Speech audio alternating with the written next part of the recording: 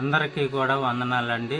దేవుని మహాకృపను బట్టి మరొకసారి మీ అందరితో దేవుని మాటలు పంచుకునేటువంటి అవకాశాన్ని దేవుడు కల్పించినందుకు ఆ దేవాతి దేవునికి కృతజ్ఞతాస్తుతులు తెలియజేస్తూ, ఈరోజు వర్తమానము ఆయన రెక్కల క్రింద ఆశ్రయము ఉంది.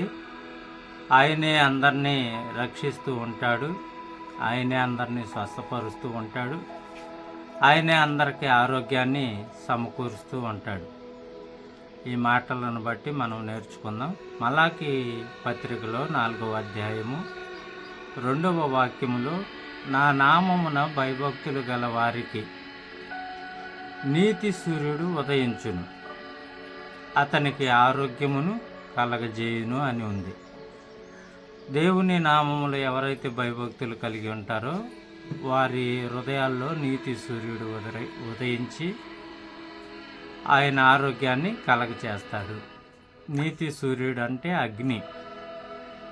అంటే మనం మండేవారిగా ఉంటే మన జీవితాల్లో ఎలాంటి కల్మషము, ఎలాంటి రోగము ఉండకుండా ఆయనే మన జీవితాన్ని కాపాడేటువంటి వ్యక్తిగా ఉంటూ ఉన్నాడని మనం ఆలోచించేయాలి.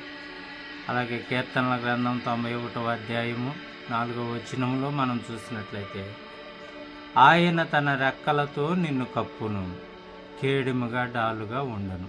కేడిము డాలంటే మీకు తెలుసు కదండి.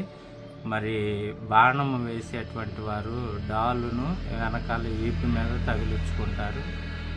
కేడిము అనగా చేతిలో ఉన్నటువంటి ఆ యొక్క వెనకాల తగిలించుకునే డాలు, చేతిలో ఉన్నటువంటి కేడు, ఆ బాణాన్ని వేస్తారు.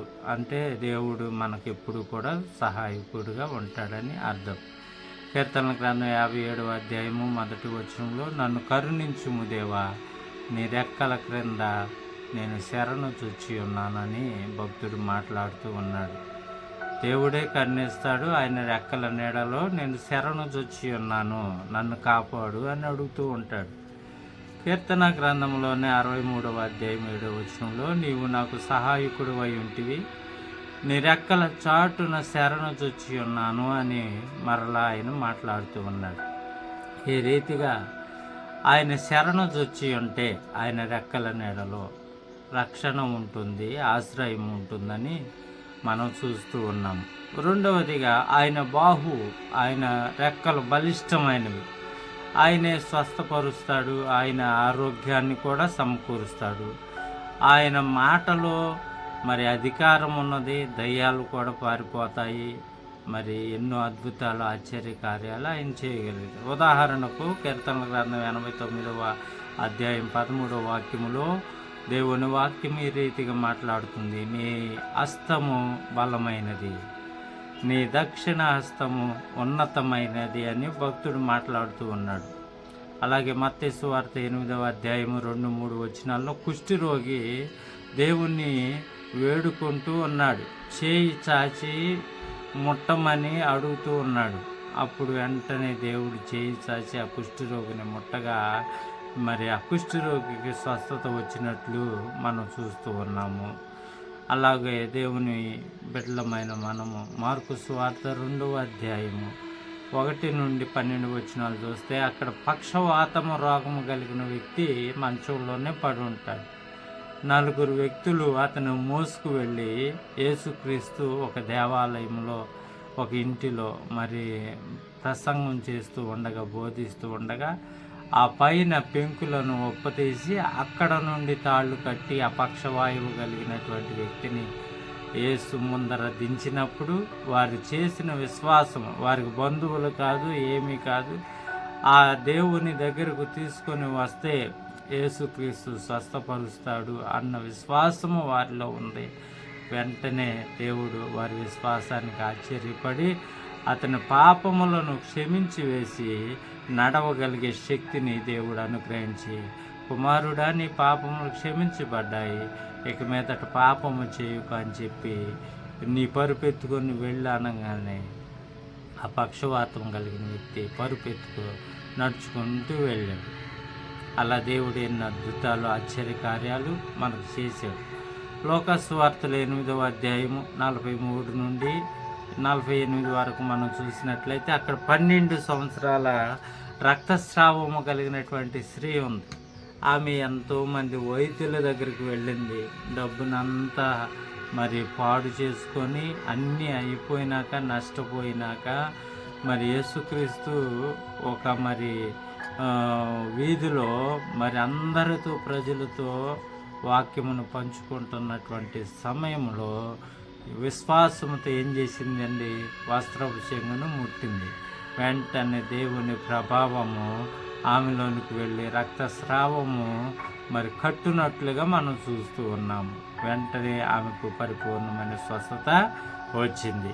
అలాగనే యోహాను సువార్త 9వ అధ్యాయము 1వ వచనం నుండి 7వ వచనం వరకు మనం చూస్తే పుట్టుకతోనే గుడ్డివాడు.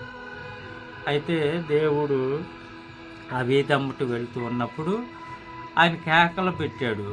మరి అయ్యా నన్ను స్వస్థపరచగలవా అని అడిగినప్పుడు నేల మీద దేవుడు ఉమ్ము వేసి మరి ఆ బురదను తీసి కళ్ళకు రాసి సిలుహు కోనేటిలో కడుక్కోమనగా అతని కళ్ళు మరి ఈ లోకమును చూసినట్లుగా మనం చూస్తూ ఉన్నాం. అలాగనే దేవుని బిడ్డలారా, యోహాను సువార్త 11వ అధ్యాయములో మనందరికీ తెలిసిన వాక్యమే 43, 44 వచనాల్లో లాజరు చనిపోయినప్పుడు యేసుక్రీస్తు అక్కడికి వచ్చి ఆకాశం వైపు, తండ్రి వైపు చూస్తూ, అయ్యా నీ కార్యాన్ని జరిగించు, పునరుద్ధానాన్ని నీవు ఇక్కడ మాకు కలగచేయి అని చెప్పి వెంటనే లాజరు సమాధి వైపు చూసి, లాజరు నువ్వు బయటికి రా అని పిలవగానే ప్రేత వస్త్రాలతో లాజరు బయటకు వచ్చాడు.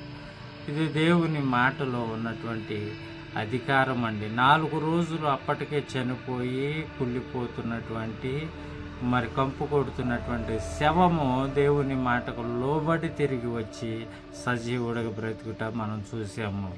అలాగే మరి లోకస్వార్త 19వ అధ్యాయము 10వ వచనం నుండి 13వ వచనం వరకు మనం చూస్తే అక్కడ 18 సంవత్సరాలుగా మరి నడుము వంగిపోయి ఊని దానిగా ఒక స్త్రీ ఉండటం చూస్తూ ఉన్నాం. యేసుక్రీస్తు ఆ సమాజ మందిరములో ఆమె యొక్క మరి గూని మీద చేతులుంచి మరి ఆమెను శాసిస్తూ ఉండగా వెంటనే ఆమె నిటారుగా నిలబడి నడిచినట్లుగా మనం చూస్తూ ఉన్నాము. హల్లెలూయా. మార్కు సువార్త 5వ అధ్యాయము 1వ వచనం నుండి 20 వచనాలు మనం చూస్తే మరి అక్కడ శాన అనే పేరు కలిగినటువంటి అనేక దయ్యములు పట్టినటువంటి వ్యక్తి గొలుసులతో కట్టివేశారు. అయినా ఆమెకు స్వస్థత అనుగ్రహించబడలేదు.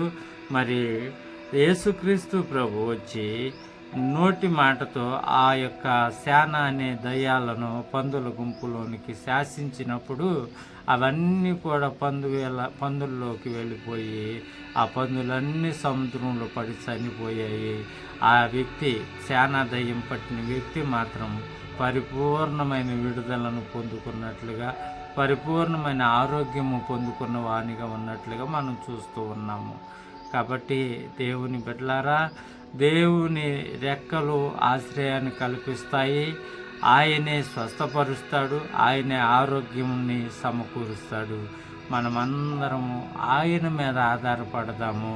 ఈ రీతిగా ఎన్నో అద్భుతాలు, ఆశ్చర్య కార్యాలు చేసిన దేవుడు నీ జీవితంలో, నీ బిడ్డల జీవితాల్లో కూడా ఎన్నో మేలులు, ఎన్నో స్వస్థతలు, ఎన్నో బలహీనతల నుండి విడుదల మరి అనేకమైన అనారోగ్యతల నుండి స్వస్థతను ఆయన సమకూర్చి బలపరిచి స్థిరపరుస్తాడని నమ్ముతూ ఆయన నామానికి మహిమ కలుగులాగున మనం అందరం విశ్వాసంతో ప్రార్థన చేద్దాం. దేవా, సకల ఆశీర్వాదానికి కారణభూతుడు అయిన మా రాజా, నీకే స్తుతులు చెల్లిస్తున్నాం. ఎంతోమంది దీనులుగా నాయన నీ కటాక్షము కొరకు ఎదురు చూస్తూ ఉన్నారయ్యా. అట్టి బిడ్డలందరినీ కూడా నీ కటాక్షమును నీ బిడ్డల పైన ఉంచి నీ యొక్క బలిష్టమైన రెక్కల క్రింద వారికి ఆశ్రయాన్ని కల్పించి మేలులు, అద్భుతాలు, స్వస్థతలు సమకూర్చి నీ బిడ్డలను రక్షించమని మా ప్రభువును నీ ప్రియకుమారుడు యేసు శ్రేష్టమైన నామములో ఈ మనవలు అడిగి పొందుకుంటూ ఉన్నాము తండ్రి. ఆమేన్. మీ అందరికీ కూడా వందనాలు తెలియజేస్తూ ఉన్నామండి.